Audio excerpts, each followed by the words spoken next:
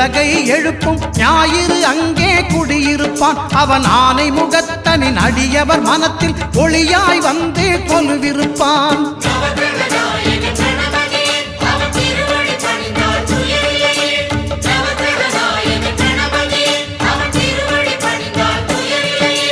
ஒன்பது கோளும் ஒன்றாய் காண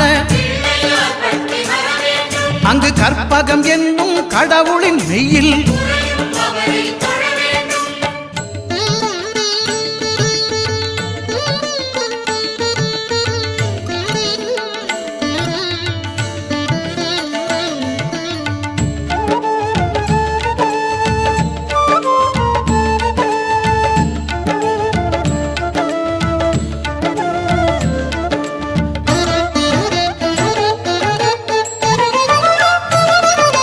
திங்கள் பகவான் திருமுகம் காண